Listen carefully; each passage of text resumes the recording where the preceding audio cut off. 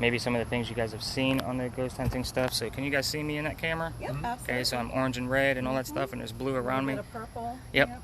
So obviously I'm a lot warmer than what's behind me. So it's a little humid tonight, but thank you for picking a much cooler night than what I have been dealing with. So if you take me out of the picture, it's going to fluctuate. Yeah, so, the tree is actually... Yes. Yeah.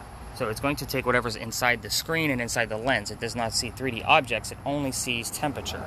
So it does not see through glass. That's another little tactic. So really what we're looking for in this guy is anything blue and moving, plus it's recording audio so we can listen to EVPs. So you're going to be looking, you're going to probably miss something. It's a small screen. I blow these up on my TV the next day to watch our hotspots and kind of give you what I saw. Also, when you're holding it, you'll see certain things that might recognize as actual objects. So it'll put a white line around it. In the event we actually have some kind of blue orb or something going on, then it'll probably have a white line around it, especially if it's moving. So you're going to hold it horizontal all night long. It's already recording. It's a battery pack on the back that's keeping the camera fueled. Your hand is covering. Finger, yeah. Yep, that's why I asked you what hand you used. You're still doing that. That's the camera. So, I'm sorry. You're right-handed. There you go. Perfect. So the red square means it's recording, and if it turns to a circle, just tap it again, and I'll just have to splice your videos together. So again, it's going to give us audio, but I'm also recording a separate audio. So we're going to have 2 points of EVP, not to mention you're going to have all these stories to listen to over and over again. So that's one of our new major tools. We have caught quite a few things with that. Shadow people that I was able to verify with digital pictures and all kinds of things. So it's super cool. Love that guy. I'm going to show you guys all the gadgets, but we're going to give you guys some all your stuff first. Felicia, you're actually going to be double-fisted for me. Okay. I'm going to put this. You guys can just call me Nick, by the way. Okay. Nicholas is very formal. Okay. I'm sure you recognize one of these from your ghost hunting shows, EMF detector. Yes. But they never explain what they actually do. No. So an EMF is actually electromagnetic fields. There are 3 types that this gadget will actually measure. The first one is natural, comes from the earth. That's why it's green. The next one will come from any electronic devices, wiring, or any kind of electrical wiring that we have underneath the streets here in Charleston due to crosswalks and parking meters. That will make it pulse. It'll give it a rhythm. We don't want that either. Yeah. We want those erratic, crazy, all over the place. Okay. So when you find something, it doesn't make any noise. You're really going to have to pay attention to it. When you find something, you literally have to watch it for about 10 to 15 seconds to see if there's a pulse or any kind of rhythm that you can make out. So that way we can debunk things first. So there's gadget number 1. I just hold it kind of like this? Yep, that's it. You don't need to wave it. It doesn't point. Okay. It doesn't shoot lasers. That's in the bag. You wouldn't believe how many kids want to shoot lasers with that thing. So I use several different types of spirit boxes. This one in particular will actually record the entire sweep rate of the entire night, no matter where the volume is, and for us on real time. So what does that mean? You've heard spirit boxes on the ghost shows, right? Yep. I'm assuming you guys watch ghost shows. Yeah, we've seen ghost shows, yeah. Okay, so you know it Yeah. very fast? Yeah. So they have it set to very fast, so only disembodied voices will come through. I'm a true believer in this guy acts like Bumblebee from Transformers, that he can talk through the radio. So I'm waiting for you to hear DJs, radio, commercials, song lyrics, or a disembodied voice. Anything you can actually make out, by all means, remember it, spit it out to me. We'll probably hear the same thing, and this way you guys are probably going to be working together next to each other all night anyway. I'm assuming the 2 of you are a couple, or a brother and sister. What do I know? Married. Married. Okay. Married for a long time. So I love this one. First off, I don't need an attached speaker to it, which is super awesome because it will go loud enough. So that's one radio station. I'll start the sweep. I already heard I want. So we're going to start the record. So really all you need to know is to make sure that SD stays on there and your volume button is at the top. So turn it out to turn it up, Okay. turn it in to turn it down. Okay. If you accidentally hit this little click button, that'll shut it off. We have to reset it and you'll have 2 files. Okay. It's very, very simple. So obviously it's already recording. So even though we can't hear it, it's still recording it at a nice even level. Awesome. So we're going to miss stuff, obviously, and I'll give you, again, my hotspots based on the timestamp of the video and the audio. I'll kind of go through this and say, hey, this particular site was hot. Let me see what's going on there. Cool. So, but you'll have the full file to review for yourself. So that goes to you. So let me show you just some of the other gadgets and tricks that I do. Not tricks. I'm not a damn charlatan magician. But these, I mean, you already know what the other spirit box is, but I do like to debunk some of the things that may come up on there for some of my guests that are brand new to this and have no idea what the hell they're doing. So we should all recognize what one of these is. right? It's the infrared dot that measures temperature. It's only going to measure what it touches, though. Yeah. So in the case Joel says he's standing back here and he says, Nick, there's a blue spot on the wall. I'm going to debunk it and say, oh, no, it's the same thing all the way across. Then I want to know it's between Joel and the wall. So it's between him and here. So that way I can measure the ambient temperature going all the way across and actually find that cold spot. So I like to debunk things first. So I usually give this to one person that's kind of my skeptic or afraid. Okay. Afraid of stuff because temperature is not something that's normally scary. So I do use 2 different types of grid pens. And what these guys do, obviously they give us a full grid. These are meant to be stationed in one room with a video camera.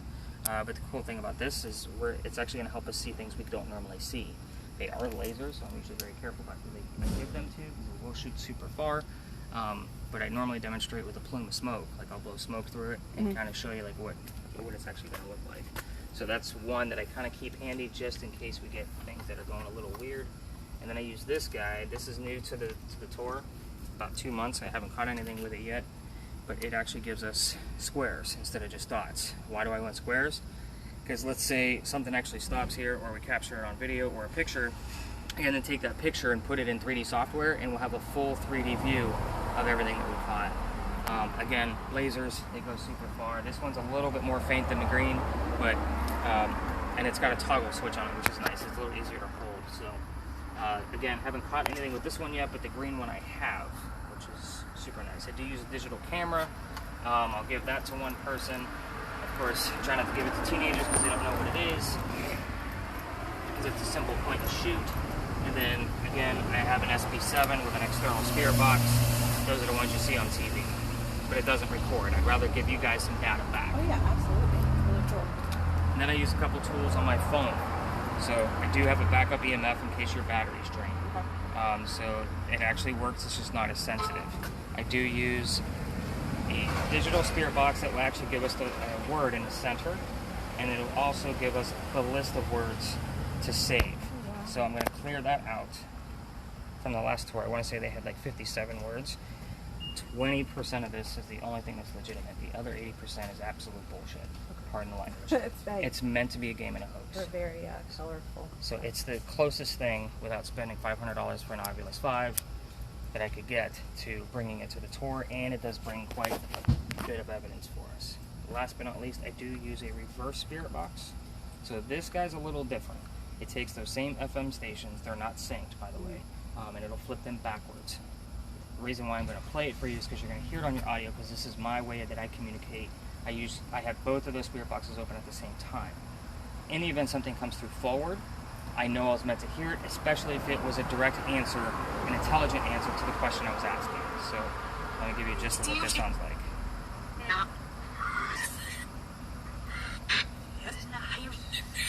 So a little bit of gibberish. I do get quite a bit from this as well. I won't give you the markers for this because it'll be on your regular audio. So you just have, I'll say rewind by 5 seconds and I'll repeat the word. So if I say, hey, where are we? And it says John, I'll say, John, rewind by 5 seconds. And that way you know to go and verify what I actually heard. I'm not here to make things up for you guys. Obviously, I want real truth, real paranormal data. So obviously, you know the stories of Big John's. You know how we shot the cadet from the Citadel. The bullet hole is still in the front. Maybe you could verify, because I don't have any valid proof of this story. 1886 earthquake. This was the first killing here? Oh, I don't know. That I don't know. I didn't start coming here until 2000. And the guy that owned the bar, and he's still a friend of mine, he works in Mount Pleasant. He's part of the Condon family. Condon's own. Right, Tommy's. Yeah. And Yeah. I think they own Bocce's. And I think he kind of fell out of favor for what he was doing. Sure. He lived up above. He lived in that apartment. Oh, okay. Yeah. So he could just kind of crawl upstairs, and he wasn't the coolest guy in the world. Okay. So Fair enough. owning a bar was kind of his way to make friends. So yeah, and he was always really nice. He's still really nice. Okay. He had a baby with a acquaintance of mine, and he's a bartender still. But we just always felt comfortable. They treated us right. We didn't have to pay for drinks, so we came here, and yeah. So and we came here a lot. Not him, because he didn't live here. We didn't know each other. Oh. But, not you. You were still in the military, but yeah. So that was probably like 2000, 2001, 2002. Okay. Yeah. Well, allegedly, this is where the first death occurred from the 1886 earthquake. Really? Apparently, the mantle that wraps on the front of the building, a piece of it broke off and killed somebody, and there have been some apparitions seen right here on East Bay Street. Awesome. So I usually begin here on purpose for other guests that aren't familiar with the paranormal, because I do tell the story of how people will not feel well when I'm sitting in the front of the bar because of the bullet hole. And I tell these folks that I know how paranormal activity is going to affect me. I don't know how it's going to affect any of you. You have to speak up. I have had people pass out from sleep. Wow. So just too much. I've had witches leave. Yeah. I've had they just couldn't handle it. Just too much. And there are some nights that are like that. Yeah. So if you guys aren't feeling well, please speak up. Wow. So I won't go into detail because you probably know more about this place than No, I do. Honestly, I just spend a lot of time here. This is our bar, which is where we came all You the probably time. have some great stuff. If you can actually dig back in your memory and It's, remember. you know, it's all fuzzy. Yeah. But I mean, it was, you know, it was fun. When I was here, they'd kind of let the hockey team take it over, the Stingers. Okay. And this is where they always partied, and the whole back wall was all of their pictures and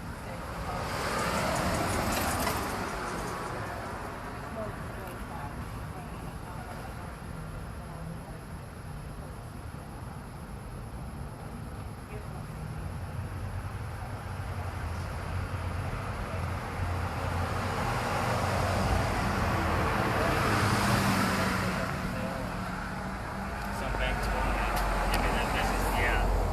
Because this will be a big hot commodity.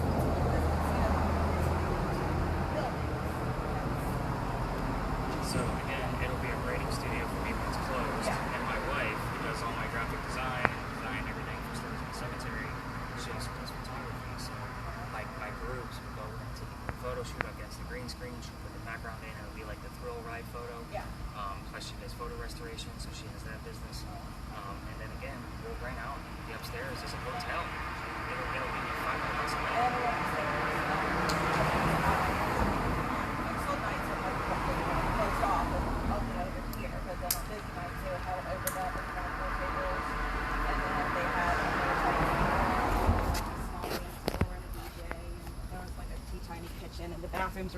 The bathroom, I remember there was like a ramp up to it. If you were drunk at all, you were literally going to try to get to the bathroom and do this back and forth. Nice. Long time ago. Bras all over the ceiling, that was a thing. Yeah, I remember that. I've read that. I got the word wash. Wash? So, yeah, just so you guys kind of get a gist. I will try to relate whatever's going on with us to whatever word pops up. Again, but when I look at it as a collective, 80% of it's bullshit. So let's just kind of keep that in mind. So let's go learn some actual history. 'Cause you're in That's awesome, though. I've had people that know other stories about some of the other buildings that I but never anybody that knows anything about the job. Well, I mean, like I said, what I know is very little. It's still more than it just added to what I already knew about. Alright, so this is going to be kind of your playground. I'll give you a quick gist. There's a couple of things around here. But this is a few steps away. Alright, so the Crew Cafe over here is haunted. Apparently there was a suicide that happened there. I did walk through with a quick EMF to try to get a reading for it first. They asked me if I wanted to do a full investigation. This was before COVID. Apparently that used to be a slave home, according to the records that I have, which means it had to have been expanded up and out. So it's very big inside. There's no way that was a slave home originally. So again, really hard to get those kind of titles and deeds since the slaves didn't have addresses. But when you look at the land plots, it was slave owners. The stop sign down there, Mark Jones is another local author. He has an amazing website, just chock full of Charleston history. And one of the articles talked about that particular crossroads at that stop sign. Revolutionary War, you know, the peninsula was much skinnier. Cannon was shot, and a cannonball landed right there at that stop sign. Didn't kill anybody, no tragedies, no paranormal activity. Just one of those pieces of Charleston history. And I was like, oh, that's actually on my tour. I'm going to add it to it. So you obviously know that this is the Red Barn lot where they keep the ponies for the carriage rides. This same Red Barn that they kept the ponies that delivered milk to Charleston. So we're talking 1860s and 1920s. This particular lot on the side of it is haunted as hell. Your EMF sometimes starts here, sometimes starts at the end of it. We're gonna definitely get some spirit box activity out of here, so I'll need you to listen. You're gonna learn a lot about different types of material in this lot, based on, because we have metal, we have brick, we have wooden doors, trees, obviously some cars. You'll kind of see how all of that kind of thing works. So you're really gonna go through and just do a nice slow pan as you're walking through this lot, and you're listening to your spirit box, and we'll walk together just so that I can kind of help you with what to listen for on that. The dial right here is my turn up right here. So when we're close to those windows down there, we just want to keep it at an audible level because the ponies don't like it too much. And I'm somewhat friends with these people, at least know who I am. I'd like to keep it that way. I've already got enough tourist enemies down here because I'm stealing business. But we'll kind of get a gist. I do get all kinds of memes that come out of here, and I'm already getting a bunch of words. I got meat and table and the word flowers. Kind of goes with our next place. We'll see what happens here. And I have had John Kennedy's teammates come through. Really? Here. Yeah, and John's birthday was just on the 6th, so that was only 4 days ago. Huh. So I was expecting some activity from him that night. I got nothing from him that night. It was kind of crazy. So let's just kind of do a quick walkthrough. Listen closely to your spirit box. Let me know what's going on with your EMF.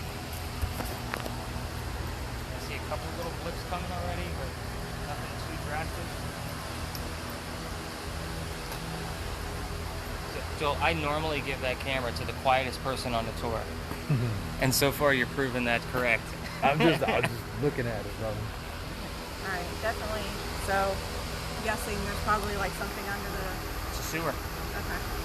That's one of the reasons why I love this lot, is because right underneath here runs a sewer line. Oh, yeah, that's great. So again, it's got any kind of rhythm to it where it's just staying there perfectly lit.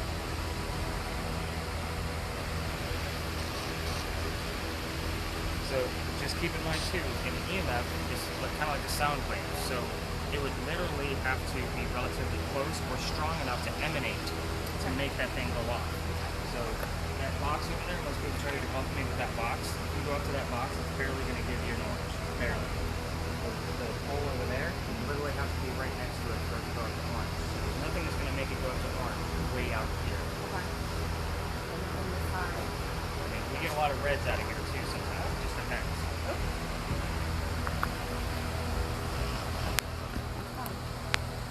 Again, the spirit's not going to stay in the same spot. Yep. You got to kind of chase them down. That's the whole point of ghost hunting. You got to track them.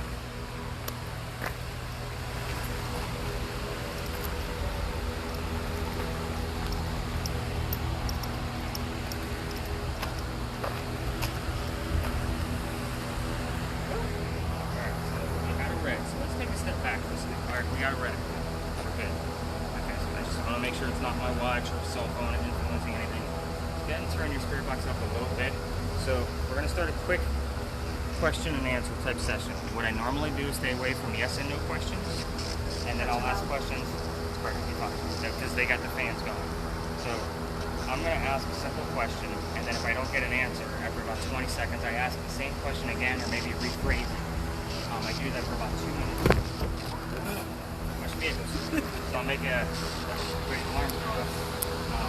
But if I don't get anything after 2 minutes, I move on to the next question and I'll let them know. I like them standing right in front of me. So I'm going to ask, what color is this barn next to us? Because we obviously know what that answer is.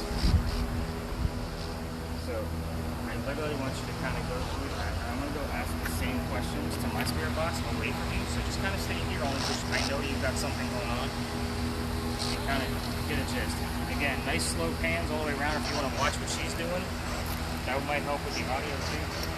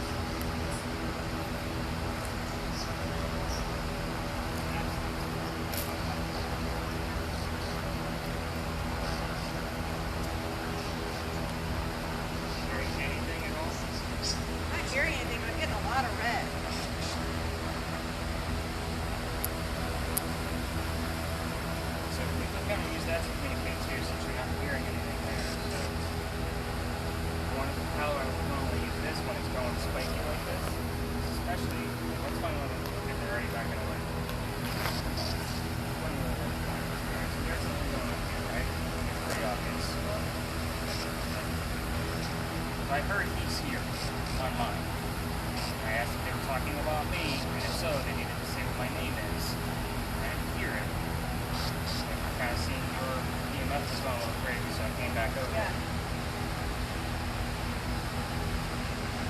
There's literally no reason other than the paranormal activity why that thing should be going on. There's nothing underneath this thing.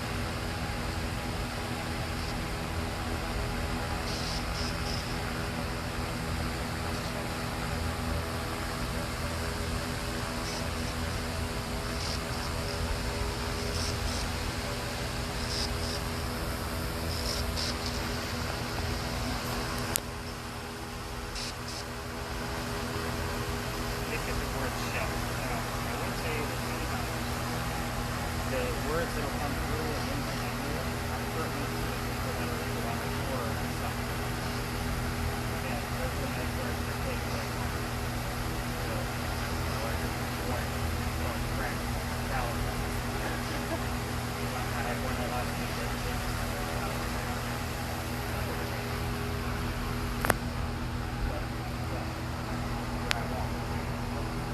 document there.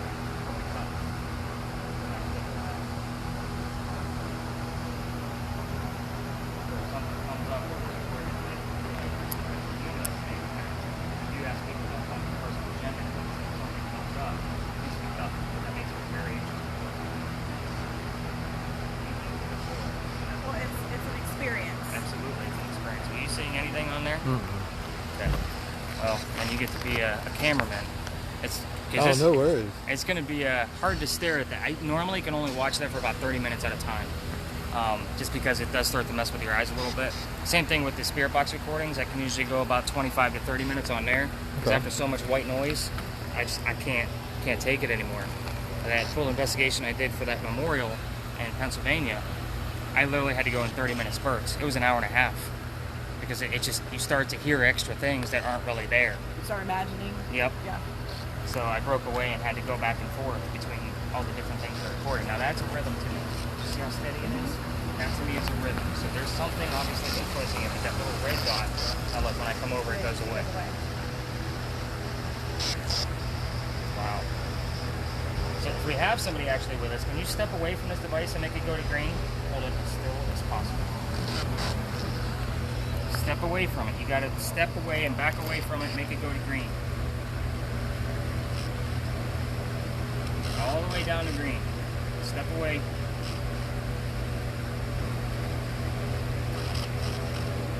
Good try. Go further back. Further back. There you go. A couple little blips all the way down. So again, I'll use that as a communication device if we don't hear anything out of spirit boxes. That's why I use so many different types of tools. And a lot of times too, when I ask a question, you might get the answer. So if I walk away, I'm asking questions that I didn't suggest to you, just for you to come up and say, silver wheel? What the heck is silver wheel? Yeah, exactly. I'm like, hey, tell me what color the wheels are. So what do you guys say we go actually learn some history? You got the gist of all the different materials? Yeah. That sure. Pick up? I know, I talk a lot. You guys got to interrupt me. No, we're good. No, we're listeners. Definitely. Well, I'm a talker. He's a listener.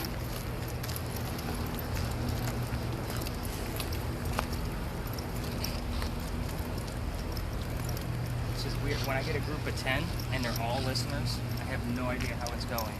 Like what they're thinking. That is hard. It is. You get no feedback whatsoever. They give it to me at the end. And if I get like applause, I'm like, okay. Well then, I guess this is That worked. It worked out for you. Or they're either really happy it's over with. Yeah. I think my reviews speak for themselves.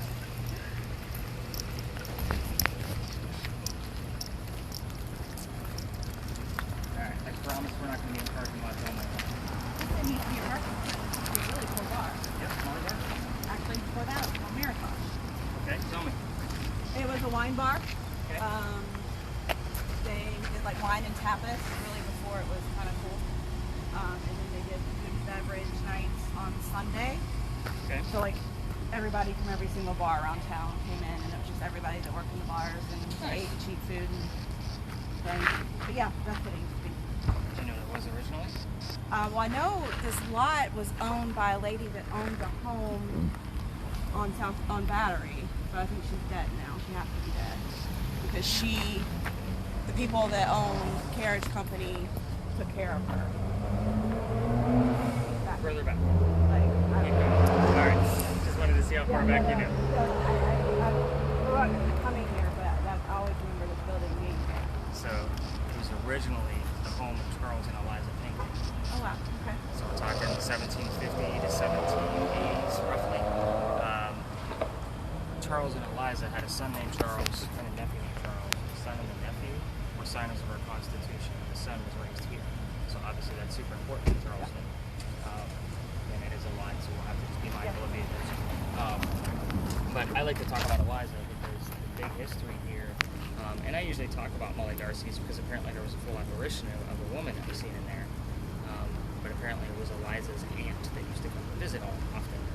But Eliza married Charles so she could stay here in the United States. She's from England. Daddy was sick, thought he was dying, he wanted her home. She said no. She married Charles, became a citizen, and then Dad got better, so he started sending her all these gifts. The mansion would have been in the front, the garden would have been here, and then the slave quarters would have been in the back.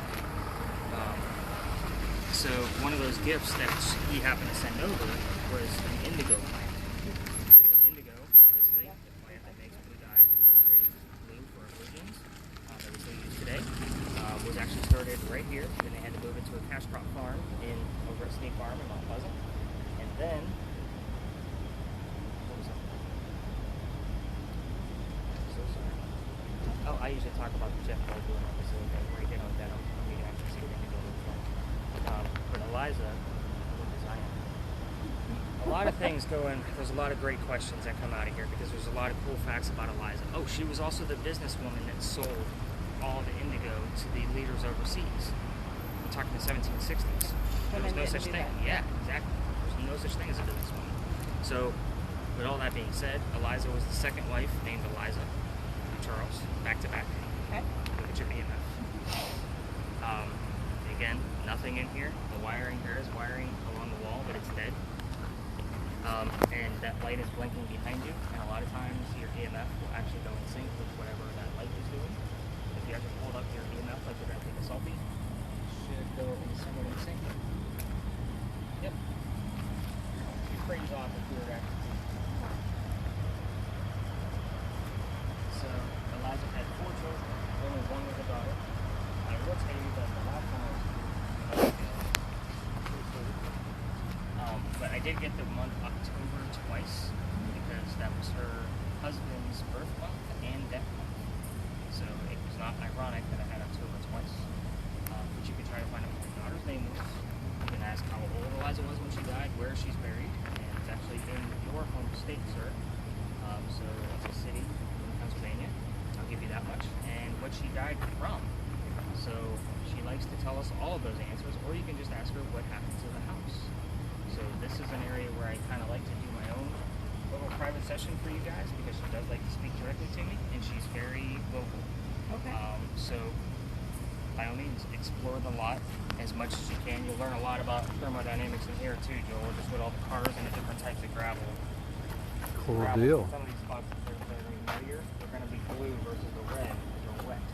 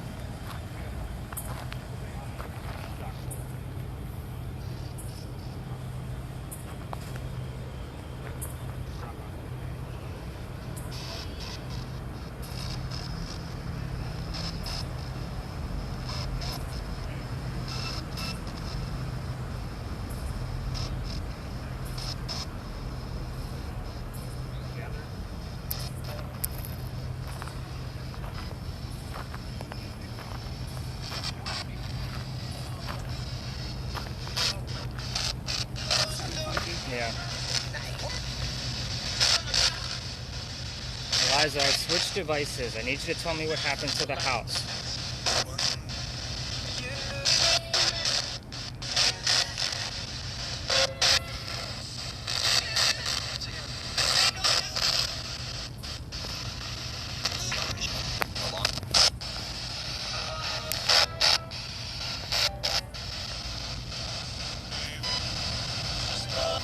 Eliza, tell us what happened to your home that was here in the front.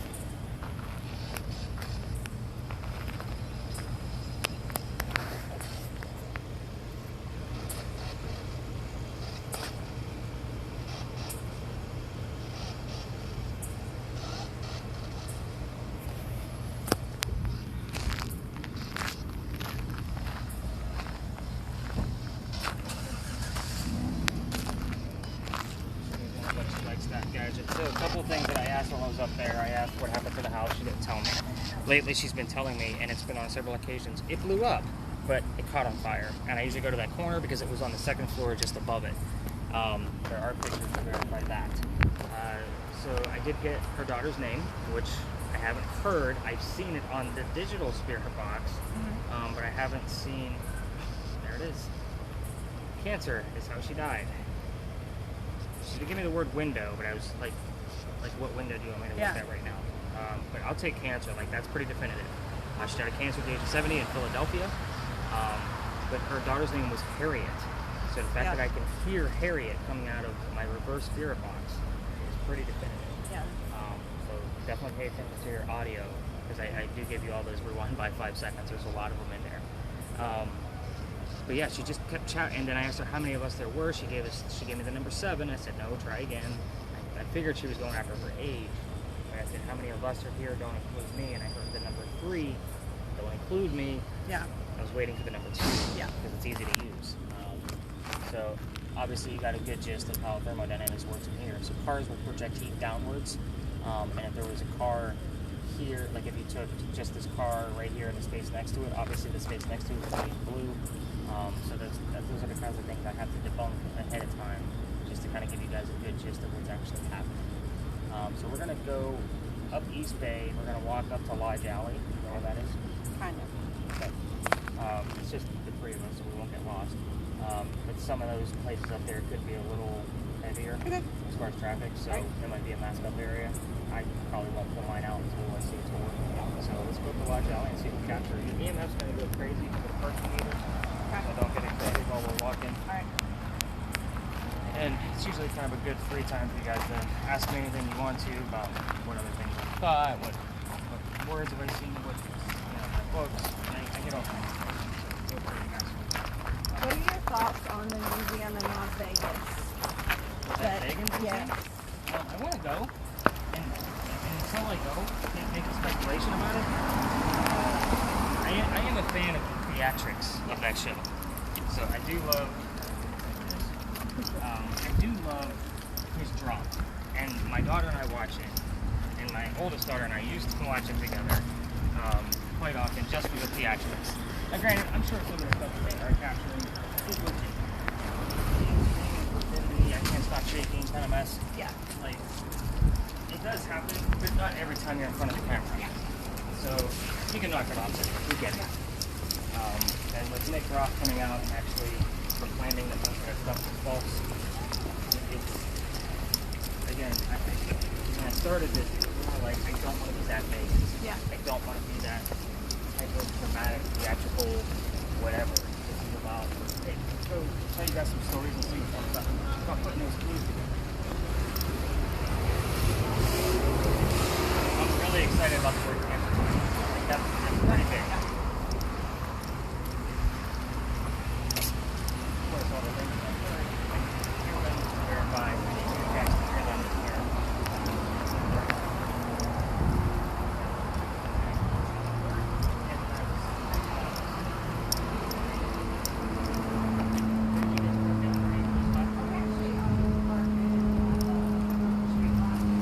They did a thing, a free 2-hour thing for Oh, yeah. locals. Yeah. And so we Right. went coming downtown and went to the new Brazilian place up here, which is phenomenal.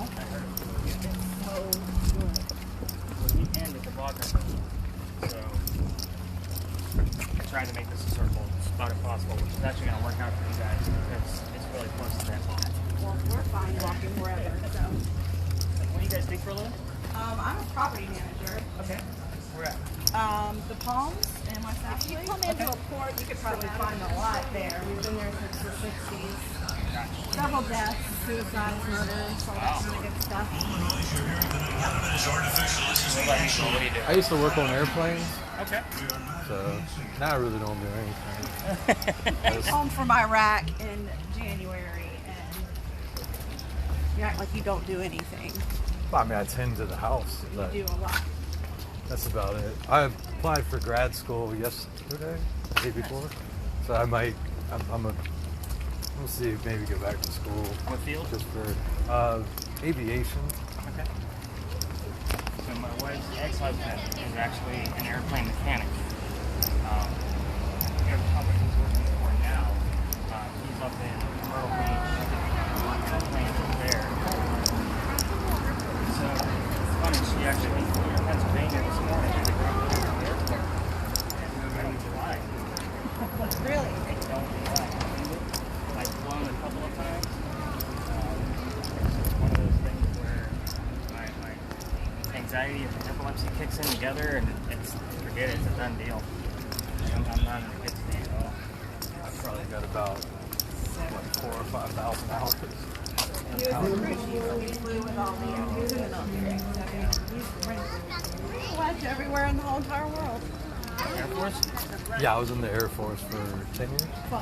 12. You've been out for 10. Yeah. Like I said, I always forget. It was just a job to me. Fair enough.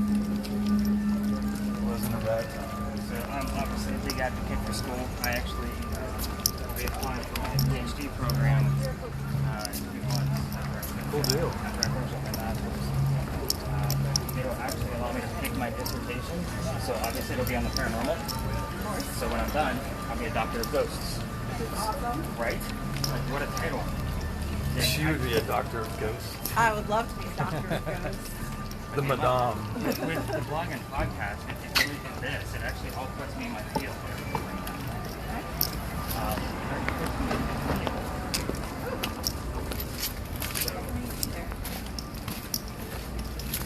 That's Magnolia. Yeah. Just kind of give you a fun reference where you're at. Everybody knows Magnolia. I don't eat out, so I just have to take people to report. Like you told me about the Brazilian place. He used to live in the Middle East, and the service there was the best service we've had since we were in Dubai. Just phenomenal service. It was amazing. Wow. You guys have seen quite a bit, huh? Yeah, I've seen a whole lot more than I ever thought I would, being from a small town in South Carolina, thanks to this one over here. That's for sure.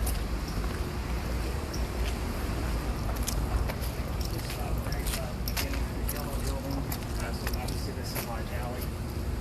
Lodge Alley Inn has its own ghosts and haunts, but I don't go with the hotel. It's actually history.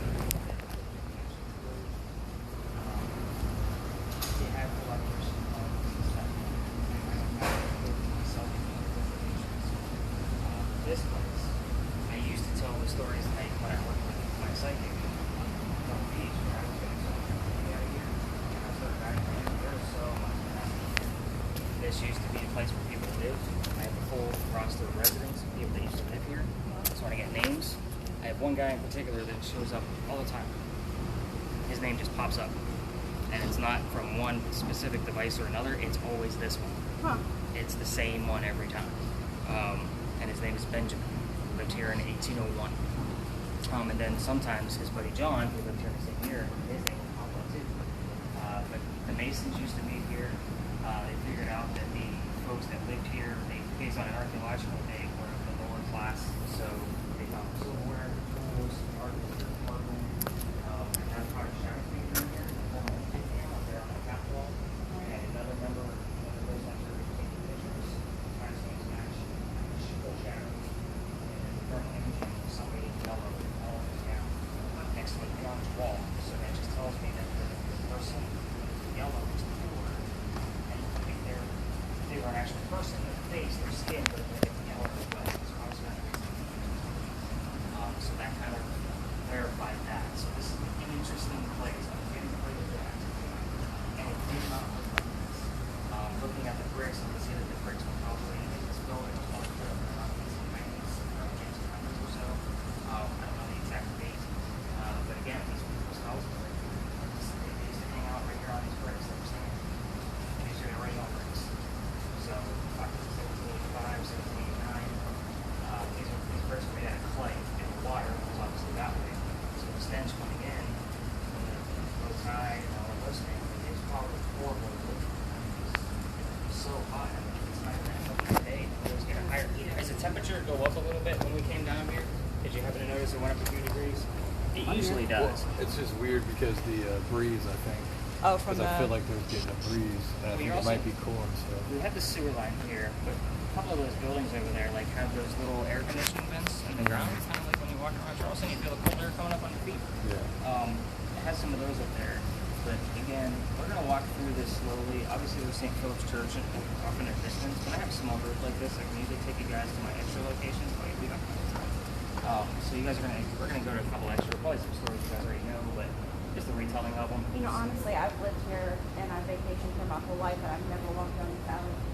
Most people don't, and that's one of the reasons why I love it. I love Philadelphia Alley. You know, that's one of my favorite places. We just walked down there the other day, but Yeah, I've we're gonna go down that too. never walked down here before. Nope, that's it. Philly Alley is next where we're going next. Oh, awesome. So I usually, like Benjamin and John has shown up a couple of times. So I usually kind of go slow as I'm walking the last bit of this. And this was about where that person that I found was. Now the difference here is that the firm are actually making the bricks cooler, so it's got mud coverings from it from the rain. And I debunked it for people ahead of time because everybody said, "That wall is cooler right there." It's muddy, wet.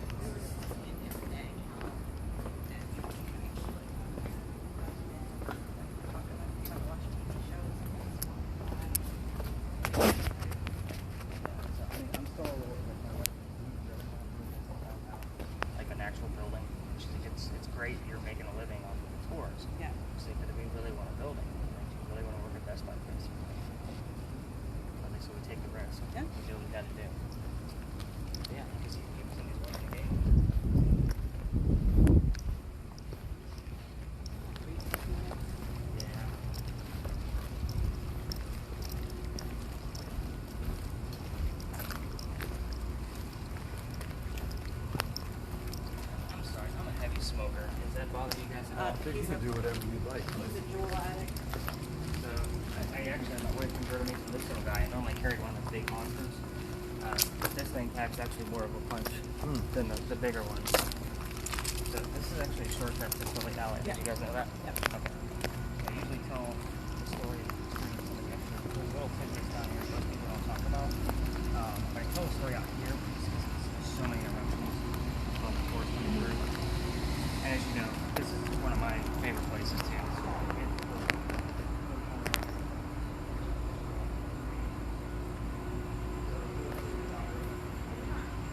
We got a story, Joel. There's a big story here. So every other ghost story is going to make this a big 15-minute dramatic thing. I'm going to give you the whole thing in about 4 minutes. Ready? Yeah. Dr. Joseph Brown Ladd moved down here from Rhode Island. He was supposed to get married to a young lady named Amanda. Her parents just died. She inherited a bunch of money. The attorney handling all the money said, "The two of you aren't getting married yet. I think you're just after the money." So he sent the doctor away. He says, "Go start your practice somewhere else." He comes down here to Charleston. The coachman that brought him into town set him up to be robbed and killed. Somebody walking by says, "You don't want to stay here. Let me take you somewhere else." So he takes him to 59 Church Street. I want to say that's the Rose something house. Anyway, there is a lot of EMF that comes out of that job. That's about 1.5 miles. And the gentleman that said, "Let's go somewhere else," was Ralph Isaacs. Ralph Isaacs was an attorney here in town. He's a local. He's from here. The two become friends. However, the doctor's practice is taking off. So the word rob and killed. I get Ed next. It would be robbed. So I got the word rob with a double B. Anyway, so the doctor's practice taking off. He starts to whistle a lot because he's making a lot of money. He's doing well. Amanda's going to be moving down soon. And they used to go see plays together, but they had to sit in different seats because attorneys back then weren't what attorneys are now, where we think of money and power. They were different kinds of seats, so they had to talk about the play on the way home. He talked about Richard III one night. The doctor loved the new actress. Ralph did not. It turned into an insult party on the dude's fiance back home in Rhode Island. The two get pissed off at each other and they go their separate ways. Ralph, being a tie with Charleston, writes in the city paper what a disgrace is the doctor is to the city of Charleston. He's not from here. He takes all of our money. Blah blah blah. The doctor rebuttals with, "Let's come down here to Dueler's Alley," because that's what this was before Philadelphia Alley. So they come down here, they go back to back, take their 20 paces, they turn, the doctor points his gun in the air and he shoots. He didn't want to kill his friend. However, Ralph takes 2 shots below the knees on the doctor. Now, what most people won't talk about is a loser of a duel is what? Dead, right? Supposed to be. Yeah, supposed to. So normally they would pick up the body and they would go through the gate in the wall over here and take him over to St. Philip Cemetery, drop him in, and go celebrate the winner with a pint. That's how things went. The doctor didn't die, though. The friends picked him up and carried him all the way to 59 Church Street, where he died 10 days later in his home. It is said as you walk through the alley, you can hear the whistles. It is also said you can hear some of the gunshots. I only have the word needle. That's shot below the knees. Interesting. So, I've only had, in the year I've been doing this, 2 whistles that I could not debunk. Because most locals know the story and they walk by and whistle, kind of messing with the ghost hunter people. I haven't heard any gunshots. Of course, 4th of July was interesting. Yeah, I bet. The bricks that we're going to walk on, guys, are going to get older as we move along.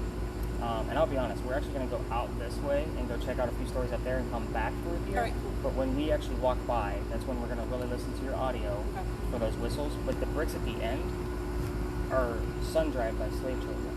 There's fingerprints and 1 full handprint at the end that's actually still there. But we're by somebody's house, you know, it's residential at the end of this alley. So we kind of have to be quick. I'll point it out and we'll just kind of keep moving. But I do love this place. And normally there's 4 or 5 tours right here. I'll just show you guys the gate real quick and then I'll tell you about some other weird places up here. I'll take the word Neil for sure.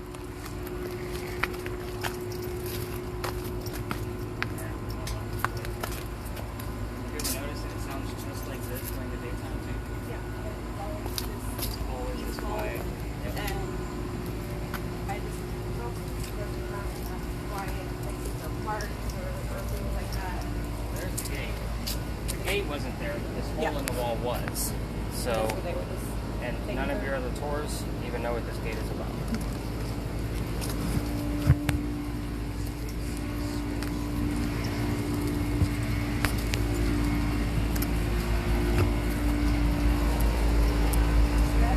Is it a rat or a squirrel? You know, rat. pretty large. Sure. I thought I was going to jump in your purse. Take my wallet. It needs to start making me dresses and helping me out, then I can really be some own. It wasn't about the respect you. It was about the violence you.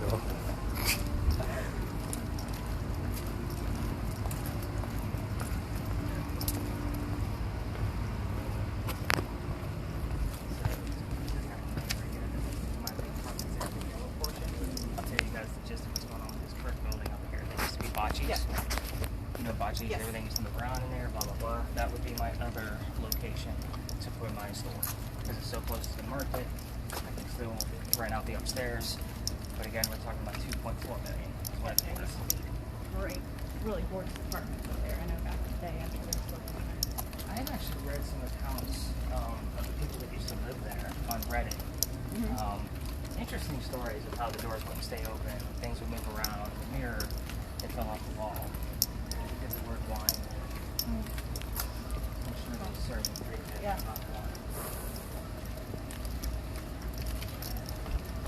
So, but not many people know about that place either. And I think Tommy Condon is actually using that store right now. Are they? I think so. Because I see the guys coming out of Tommy Condon's, and they come down here, they have keys to doors. Let's see. There again. Powder magazine. I don't know about it. Kind of right off the ceiling. And I will tell you, with all the haunting claims that that building has, I got nothing. I've been in there dozens of times. I have a season pass, to be honest with you. I've read most of the books in there. Yeah. Trying to find more and more and more. I got nothing. I'm fascinated with the structure of the building, with the sand in the top, because the way it was designed and where it's at and what its purpose was. It did serve in 11 different wars. What's the other thing about that? Oh, apparently that's on paper the oldest building we have. Yeah, allegedly. Allegedly. Yeah. Thank you.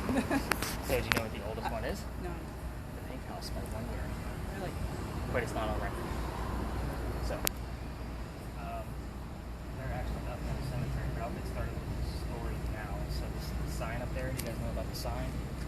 Up there it says there's no ghost in St. Philip's but the Holy Ghost. Oh, yeah. I think we saw that on So the does tour Sue Howard maybe? Hardy? The first one. Yeah, they do Yeah. talk about that a lot on the other tours. Yeah. I don't show the picture on my tours because it is cursed. Any female that holds it will not feel well. Any pregnant woman that holds it will not have a good pregnancy. So I don't show the picture. So Sue Howard Hardy, if you want to Google it, it's an amazing catch. And Kodak could not debunk it because we're talking about 1988. Yeah. So back in the day. Nettie Dickerson from Dock Street Theater. Do you know that story? I know not that there's supposed to be lots of ghosts on Dock Street, but I don't think I know. The actual stories. So Dock Street Theater, and you can walk through there during the daytime, especially as a local, you should.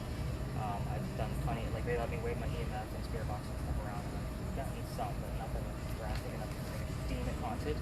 But the story is Nettie Dickerson worked at St. Philip's Church, and this was not during the times that Dock Street Theater was Planters Hotel, so it was Dock Street, Planters, then Dock Street again, that we have now. This used to be Dock Street. And they let this work this way, we're going to go around that car and try to steal that spot. So Nettie seen all the prostitution going on down there at Planters Hotel, and she was past the marrying age of 17, so she goes down there to get a job. She puts on a best dress, she becomes the best loved girl in the place. She's still not happy. She's gone to the second story balcony to wander down back to the church. The priest sees this, he goes down, he's talking to her, storm rolls in, lightning strikes the wrought iron banister she's leaning on, strikes her dead. Now, the story goes, the ghost that you see of Nettie Dickerson is from the knees up only. Why is that? Because when we turned it back into Dock Street Theater, we raised the first floor ceiling. So she's walking on the floor that she knows. So that's a pretty cool story. Haven't caught anything from it yet. Junius Booth is the other ghost there, father of John Wilkes Booth, who shot Lincoln in a theater. Yada yada yada. He was the actor that came through it during the original Dock Street Theater. He's not from here, he didn't die here, he's not buried here, he just likes to come here apparently. I find it kind of bogus. I don't have any proof for myself. My theory on why the place might be haunted is because there is wood in that building from the Radcliffe Pearl Mansion back in the 1700s that got moved. So whenever they had a fire, they tried to salvage it and put it in another building in Charleston. So some of the wood from that fire, that mansion came over here. So to me, wood is part of energy and nature, so it brought it with it. It's the mantling on the second balcony, and it's also the first doors you go in into the ground floors. So David's my best friend, but he's alive. I think. Alive? I mean, he was earlier today. Did he go anywhere?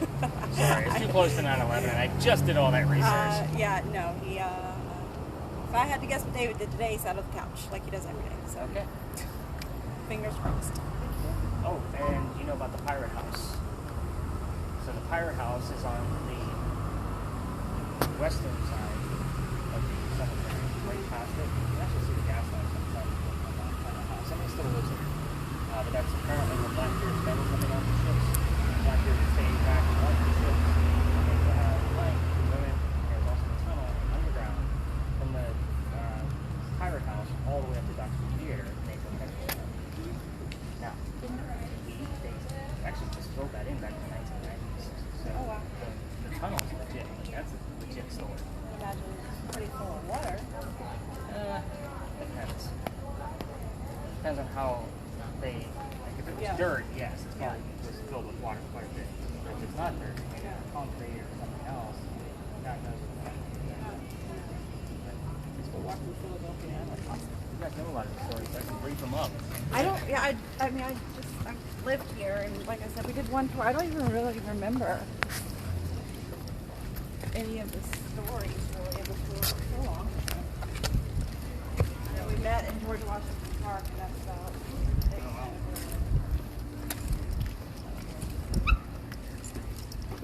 So since you guys are such travelers, do you guys know about Byron Price's The Secret? The Secret Treasure right here in Charleston? No. So there's a book written back in 1982, 83, by Byron Price, who was a comic book writer. And it is literally a treasure hunt. 12 different cities of the United States.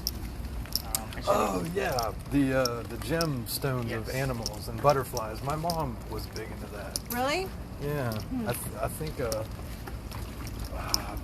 can't remember. There was one specifically that was a lot of money. Well, they were all worth about $1,000 when they were buried in 82. So, I actually, between me and my silent partner, who's a historian, my wife, who's obviously the artist and photography person, and me, the linguist, it's a verse and a picture, painting. We figured it out in 4 months.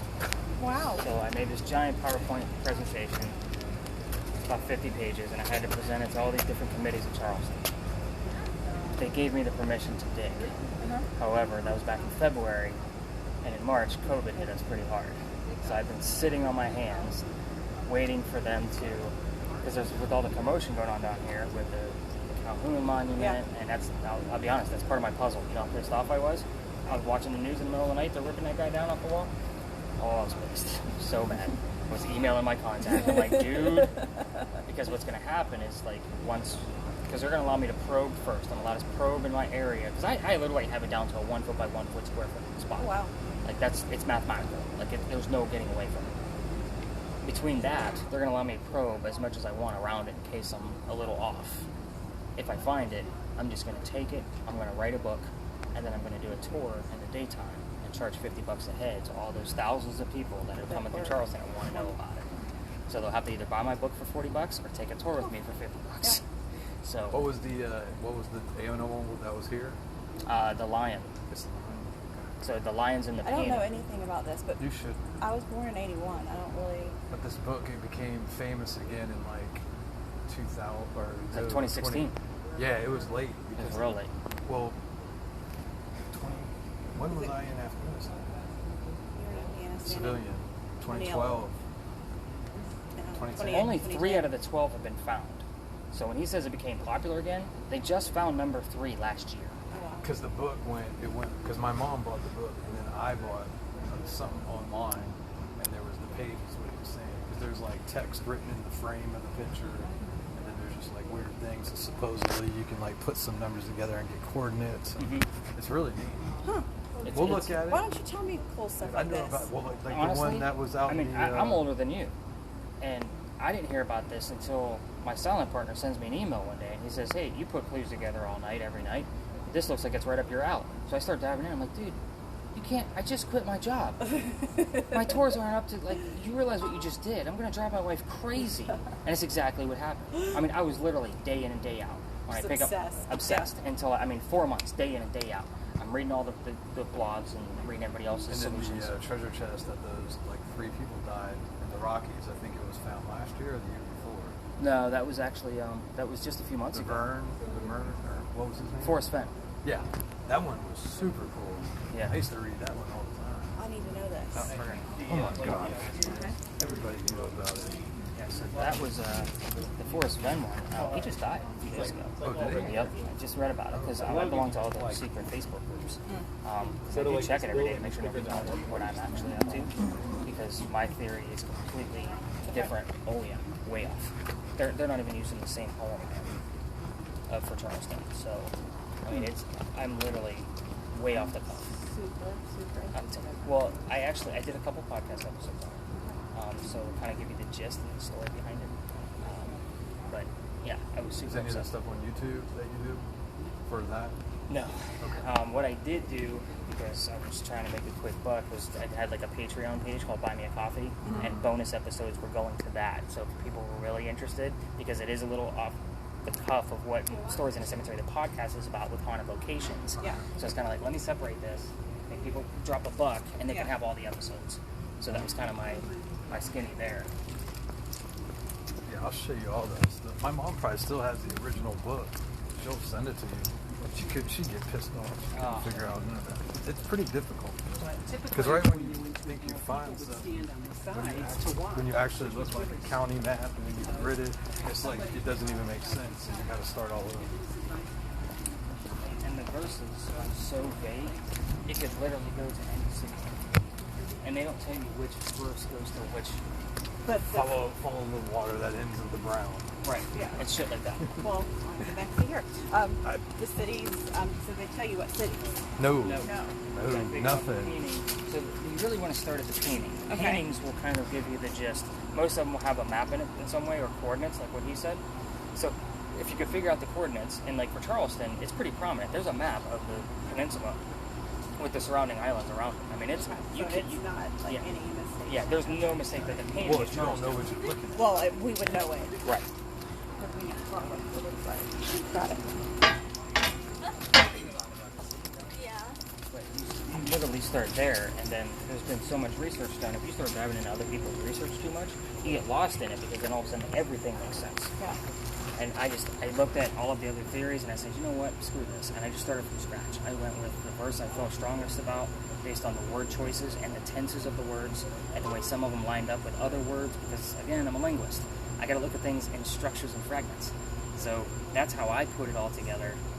I'm using verse 5. Most people use verse 6. And I got the verse 5 idea from somebody else who did the exact same thing, only he ended up in Sullivan's Island and couldn't get permission to dig. They won't even let him put a GPR, a radar, to the ground to find it. But it's That's too... the thing too. I think it was in Pennsylvania somewhere, but someone dug a whole bunch of shit and they got caught and they got in a lot of trouble. Yeah. Like they almost got put in jail. Well, verse 5, if you recall, actually says, the last 2 lines say, get permission to dig out. So I was calling whoever I needed to, and I had to present this to 4 government committees in order to get my permission. And then I had to sign it. Well, the way Charleston is around about things. What they told me because they said that I wasn't the first person to approach it, this particular committee, and they said, yours actually makes sense. I think they know where it is. And that's why they're kind of like, yeah, let's go do this. Yeah, let's get this done with. Right. Like, we're Don't tired of bother being... me anymore. Right, exactly. And again, with everything that I presented, I literally had a solution for every line, and I think I had probably 20 to 25 clues in the painting that I emphasized on. But again, every line in that verse links to Charleston. Every single one. You just have to know how to read it. It's really, really simple. Now I got stuff I want to find out. Oh, it's really cool. You just got a text on this phone. Do you need to read it? Nah. They're actually, because that was my old phone. Oh, okay. So I get the same stuff out here. And I don't care. My wife's a PA right now. She's probably just texting me goodnight. Okay. She had a long day of flying around. I actually sent her to Nashville first to go up to Pittsburgh area. Dude, just to get the cheapest flight, they'll do wild stuff now. Yeah. Plot that duel with a guy who had been a friend of his at one point, a man named Ralph Ivey. They had a falling out over a local actress, presumably some sort of thing escalated when one of them traveled together, like they met him in the alley and he turned off his steps and they came with us and they're quiet. And it was only then I actually read the books.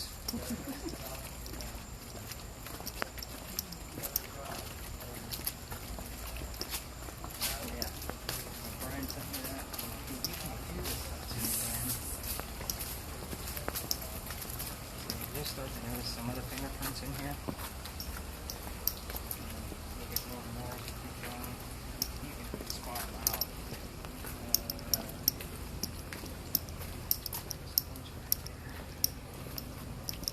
A couple up here.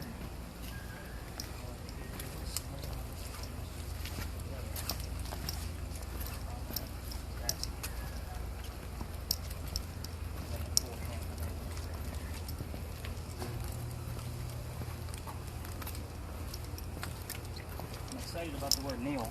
That's pretty cool. We usually get stuff wrapped around with doctor, so it's like medicine, patient, doctoring, those kind of things. No, Neil, I was just rated like 2 weeks ago.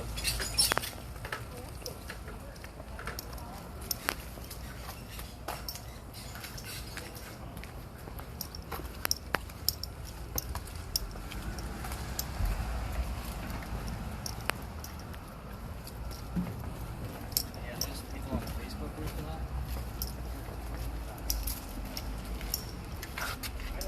What the fuck? Fucking around that board's about to fuck up. I actually got an email the other day. It said, hey, I got a theory, and I see your podcast, you want to talk? I'm like, I can't. I literally signed waivers that say I can't. Sorry, I got my permission to dig, I'm just waiting. So, one last building to take a look at. This one right here. This is the Wagner building. Do you know anything about it? This one? Yep. Isn't this the parking garage for the condos? No. So, Okay. Where is that then? the parking garage. Well, no, like this is. The back of this is Yeah, this is parking. parking back Because here, the condos. condos. Yeah, And then I had there's a friend that had condos here. Okay, and then there's a brewery that used to be in the front. South End. Yes. So obviously not there anymore. They're reconstructing it into a wedding Uh. reception area. So it's going to be a giant wedding reception. Look, 3 plus the rooftop. Yeah. So the story here is that this was part of the cotton industry. Do you know that story? George Poirier? George Poirier actually inherited the business from his dad. He was a silver spoon kid. He didn't know what the hell he was doing. So he got himself into a bunch of debt. Blew through his inheritance and just didn't know what to do. Boll weevils in town, bug that eats cotton, and he's screwed. So he decides he's going to sell all his cotton over to the British. So the British pull up where Pineapple Park is now, and he's walking over the story. He unloads from back here, horse and buggy. He watches everything. Somebody gets too close to the cotton with a pipe. The whole thing catches fire. He watches the whole thing. So not only is he very depressed, he did get the word sad, but now his dad's legacy's gone, and he can't pay back all of his American debts with the little bit that the British was giving him for his infested cotton. So he calls up all the furniture, happens to on top. Of course, is the way the legend goes. And I have gotten the word captain before, which is like, oh, okay. I thought that was just a legend. But swung a noose and did hang himself. It is the newspaper kid that caught him the next morning, and actually had to run back to the newspaper Tribune to go report it. So it is said you can see the shadow of the swinging corpse in the front of the building. Of course, I like to get nice slow sweeps with the thermal imaging camera. The other interesting thing about this building is normally whenever I'm looking into this with guests every night, I do get Zoe from Coogan's porch that comes through from time to time because her building is that way. Yeah. And she was a resident there. It was not a restaurant. And Coogan, The dog, right? the construction crew that transformed the building into a restaurant are the ones that fed him, not Zoe. Okay. So I actually learned that from a concierge that actually came on one of my tours one night. She corrected me, and I was like, sweet. Yeah. Thank you. Yeah, right? But it was the construction crew that named him and put up that memorial, so the new owners decided to name the place Coogan's Porch. So it doesn't normally come through with anything, but I do get the words mirror, table, spoon, fork, plate, anything that kind of relates to a restaurant. Yeah, I've heard that place. Yeah, and I've gone in there. I've eaten there a couple of times when my daughter's here. It was okay. I didn't mind it. It's not. I went there for the haunting. Yeah, exactly. But I did send my wife and my daughter Yeah. into the ladies' restroom where they say you can see Zoe in the mirror. And I do get the word mirror that pops up from time to time, so I know. And sometimes I get Zoe and George. So Wow. it's just a matter of, it's like you can't mistake what these words are Yeah. when I'm asking questions. Yeah. So let's see what we find. Sorry, it seems kind of short, but you guys actually took up all my extra locations too. But you guys knew a lot of this stuff already, which is awesome. You actually corrected me on a few things. No, not correct. Or added to, I guess. is Yeah, the right question. different stories about what's been here. It's a fascinating city. And I learn more and more because sometimes I'll get a word that pops up and I'm like, that doesn't make sense, but it could. Yeah. So I'll dive into something. Oh, that was John Kennedy's teammate. It's at receiver. And I got the name whatever afterwards. So I learn something new every day I do this. And I'm not a licensed guy. Well, it's definitely the city to do it in. Yeah. It's definitely. Well, if we expand, St. Augustine and New Orleans are obviously the places to go. We want to get the store up and running first. Yeah. And we already have like the hotel concierge manager to run that part of the business for us. She's already in the business. She's already managing the hotel. We've already talked her into leaving and we get this going. And she's just like, I'm in. She's like, $500 a night is going to be cheap compared to what you're offering. Yeah. She's like an hour with you to train with the tools. You're going to upload everything and all their data for them based on their night. She's like, Yeah. People. she's like, Yeah. they'll drop 5 bills, no problem. There's a lot of the places in New Orleans that they say is haunted and whatever, but I don't know what it is about. I don't know. It's because I've been here. I prefer New Orleans to Charleston, Okay. I've never been. and I don't know why. Can you? I mean, Drawn to it? I don't Home know. here. It's just more. I don't know. Something about the fact you could literally walk down the street in a freaking banana costume and nobody would look at you sideways. It's the freedom there, I guess. And I think with what I do, because I'm very cautious Yeah. with who I talk to, I don't do a whole lot of word of mouth advertising. I let people find me Yeah. for this tour and my podcast and stuff because it's not really, I guess, it's frowned upon Yeah. most of the time. Yeah. Because we're in a Bible Belt, let's Yeah, face it. yeah, and it's, I mean, and religion is strong there, but it's, I don't know, it's. Is it more of a faith than it is anything else? I don't know, because I'm personally not a religious person, but it's just, it's more of a, you do you and I'll do me, and if you're not bothering me, I'm not going to bother you, and that's kind of Sounds like how that kind of place. I wish the world worked that way, but I don't know.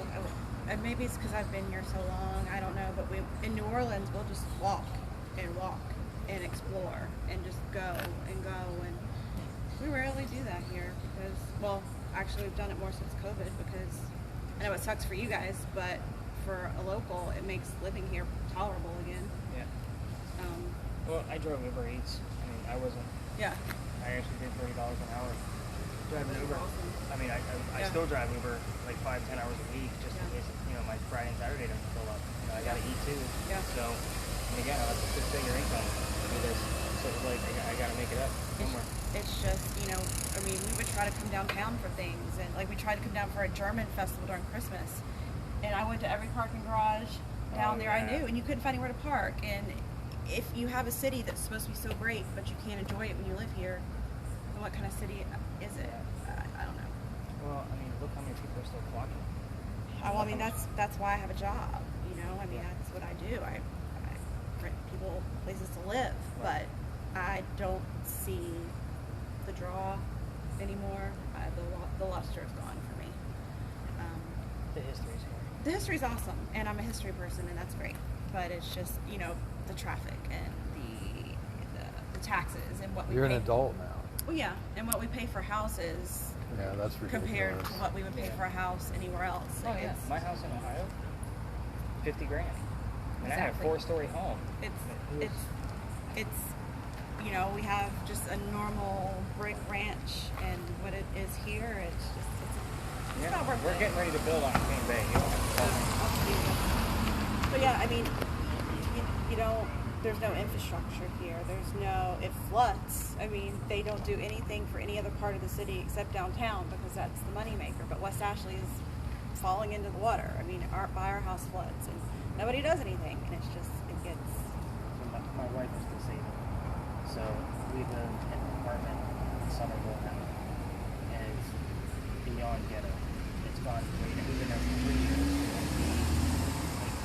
I don't trust my disabled wife at home when I'm not doing this. And thank God I got 2 small dogs with big barks, you know, to keep them safe and at least people away from the door. But I mean, it's behind. I'm on Dorchester Road, right behind the Walmart, and it is literally. We know, like over there. Wow, that used to be nice. Yeah. I moved here in 2002, and I lived off Dorchester Road, Archdale. And Archdale was always kind of Archdale was ghetto. always sketch, But like real sketch. But no, where you used to live, I mean, that was relatively new, and I remember the houses back there. Yeah, the Yeah. houses. I mean, some of those neighborhoods are still okay, but like those. But I mean, they were poorly built, like babies. yeah, the houses they grew up in the 90s that are just falling apart now. Well, Yeah. 2000, 2005, I think, is when they started building those houses, especially behind Walmart. Yeah. Part of the reason why we're going all the way out to King Bay is because we're in the ghetto now. I mean, it's That's like out in Monk's Corner, right? No, that's if you at David's house. If you keep going, remember we saw that windmill and stuff when you and I did Yeah, drive that out to whole Monk's. Cane Bay thing is But massive. Cane Bay Yeah. goes to the left There's right after another that one. windmill. Yeah, there's another one in Monk's Corner, I think. Yeah, right there before. is. Yeah, it's like 3 different I know what properties. you're talking about. Those ones are that's the whole gated one. That's why I thought you said. Well, you said. our furniture in the living room, the couches came from the Del Webb out in Cane Bay. And Del Webb is like for old people Yeah, that are it's- rich. it's- It's like a planned it's a old 55 people. plus. It's like Oh, Pleasantville in there. Yeah, it's really. But that's, I mean, they're all really. But that's where those lazy boys came from out there. But it's a trip So- to get out there. Do you know where OK Florist is in Somerville? It's on Main Street, or off of Main Street. But anyway, it's a florist in downtown Yeah. Somerville. So I used to deliver her lunch from Uber all the time. And then she's like, I could use a good delivery driver that I can trust. I'm like, I'll do it. Yeah. So I deliver flowers for her during the holidays. Oh, that's awesome. So, like, I mean, I got a little tiny, you guys see my little tiny car. So I loaded up with flowers and plants and shit. And a lot of them go out to that Del Webb. Yeah. And I tell you what, it's like like Pleasantville. You ever seen a movie Pleasantville Yeah. where everybody's swell? Yeah. That's what it is out there. All the old people Everything- wave at you as you're driving by. They got their little poodle, schnitzel, whatever the kind of little dogs they got. Well, these people we bought these lazy boys from, they're brand new. Mm-hmm. They got down here from Jersey, hauled them all the way down from Jersey, and decided they wanted to go with all white leather furniture instead of the tan leather furniture. And Must we be nice. paid nothing for them Yeah, I'm for sure. what they're worth. And it's just like, You know where I have to track these older ladies down from, especially on Mother's Day? They're at the damn pickleball court. They're all down there hooting and hollering, having a grand old time. I gotta go to the pickleball court. Is there an Agnes here? Yep. but it's definitely interesting down there. Definitely. But yeah, our friend lives out in Somerville. Not I in a hate very where I'm at. good place. And we lived in Mount Pleasant when we first got here because too I had a really good expensive job. and too God. crowded. But we loved the house. It was actually a Yeah. little bit older. I mean, for the neighborhood, Yeah. it was a little bit older. We had just moved here. We didn't know all the different spots yet. I had gotten a job that was going to pay more than what I was making. So I mean, we moved quick, found a house quick, and just moved. And then when I lost that job, we had to move to this ghetto. I mean, it's bad. I didn't know anything was bad over there. Yeah, it is. I mean, I know Dorchester, like further down, like Toward the Archdale, base. towards the base. Closer is to the bad. base, it usually is. That's where it all goes down. But I- that's Archdale, They're further just up. they're not vetting at all. Like my neighbors, I mean, Well, it's probably moved down by now. Well, I guess you got to so. think that was 10 years ago. Well, yeah. how long The ago? and I'll tell you this, just so you know, for being in the business, Mhm. just we've got a very strict criminal credit income criteria, but I can't help who qualifies, who moves in with them if I can't prove that they live here. You know what I mean? So it's Right. what I have my problems with are unauthorized occupants, things like that, and that's.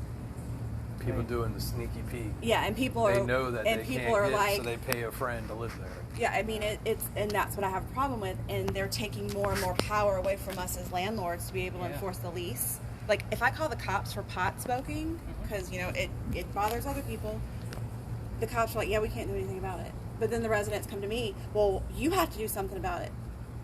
If cop, this is illegal. If cop can't do something about it, what am I supposed to do about it? I don't have a badge. Yeah, you know what they keep telling us? Because, I mean, we're two white folks living Yeah. downstairs with two small dogs. Yeah. I get all the weed. I get Yeah. all the kids pounding on the thing upstairs. Like, last week, I literally went upstairs, pounded on a door, I work from home. I'm trying to record my podcast. Like, that's a moneymaker for me. I'm like, some people work from home. You think you can keep it down? And she literally looked at me and said, I work from home too. I'm like, what, making babies? She slammed the door on me. Yeah. So I went downstairs, emailed the landlord. She's like, you need to call the security at night. Well, I'm like, no. Yeah. Sorry you guys are getting all this audio, but hopefully somebody comes through while we're chatting.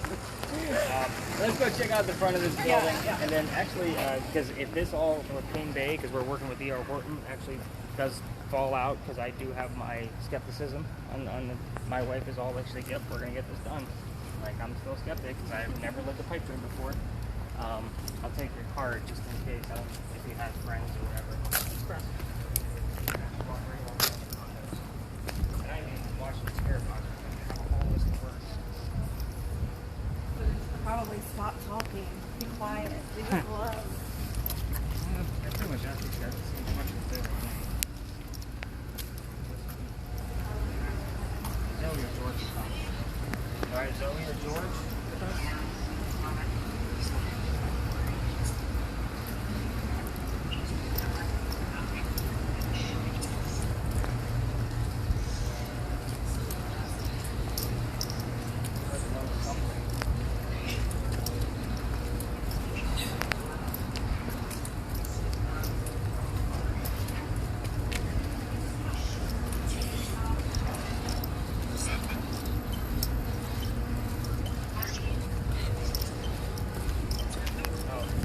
Vaping is a way to get away with not having to wear a mask too.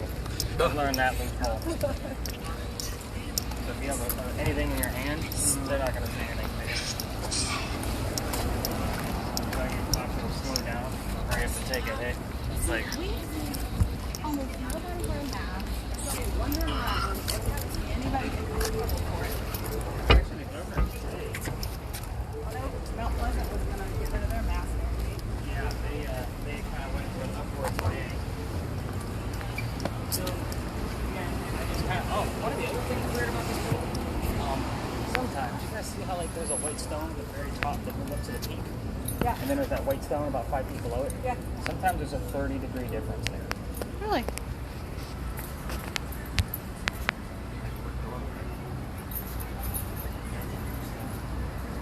So I can actually test it by the infrared. Yep, the gun. So usually the person that didn't have much activity, anything to do with this, I'm like, oh, let's go run an experiment. Let's see what's going on.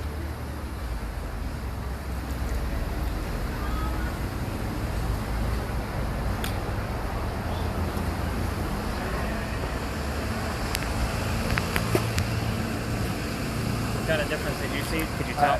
Couldn't tell. Yeah.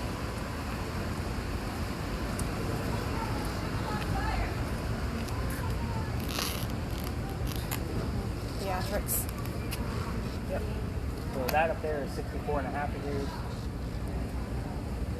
And that one is 74.6, so it's only 10 degrees difference. I expect a 7 to 12 degree difference with the breeze up there. Anything higher than 15, I get excited for it. But I've seen it go all the way to a 30-degree difference. Craziness. Wow. So, what do you guys think? A little different than what you were expecting? Yeah, it's cool. No, we had a great Yeah. time. Definitely. No, this is Well, it's definitely. good company, so Yeah. I appreciate it. No, like it's the person we took a tour with before. It was actually just us, and he was weird. Is it Like, scripted? just I think he was on drugs. yeah, it was. Like it was like almost like he made the story up, but he wanted to believe it. Does that make? Yeah. You know what's funny is I've actually heard almost those exact words from somebody About- else before, so about it's somebody? got to be the same guy. Yeah. It has to be. Like, we went I wish I down, could remember the name. of And they the talked company. about the parking garage that's down here, kind of on King and the King and Queen, where the parking garage Yeah. is. Mhm. Talked about something that happened there, and Yeah, I don't then have about any Lavinia Fisher at a gate that's up like a little bit to the left past there, and I told you about the pirate ghost at the Powder magazine too, because that's another popular one that I don't normally touch. I don't even remember. I mean, it was just I remember weird. something about a pirate, but it was his own pirate story. But like I said, it was just like this. It was 3 of us, and he was just not. You guys just like to hit up all the private stores, huh? Well, we just got lucky. Yeah. I think it was just. And I tell people, like, the weekdays are the best time to go. Like, I even put it on the Facebook post and everything. Like, Well, just we were trying to decide, and it's just the weather and COVID, and finally I was like, oh, The day they opened it up, it was the first day I got my, like, because in the summertime, I only do this at 9 o'clock. Yeah. For this week, I was testing 8 and 10 o'clock just because it, it gets dark. But next week, I go back to 7 and 9, and I've been booked at 9 o'clock all summer long. I took a week's vacation. I come back, and people are calling me while I was on vacation. Like, are you going to do a tour tonight? I'm like, no, I'm in Pennsylvania. Yeah. Sorry, I'm investigating. Yeah. Like, I'm doing my job. Like, because I went to Gettysburg and all kinds of places up there. I would like to do that. We haven't really spent enough time up there. I used to go to Gettysburg all the time. Well, that's I where haven't looked at Austin the data lives. Yeah. I went to Flight 93. I went to that Falling Waters by Frank Lloyd Wright. That was an interesting place. He's an architect. Oh, I know who he is, but I didn't. Yeah. Oh, you didn't? No. Okay. Yeah. No, I know who Frank Lloyd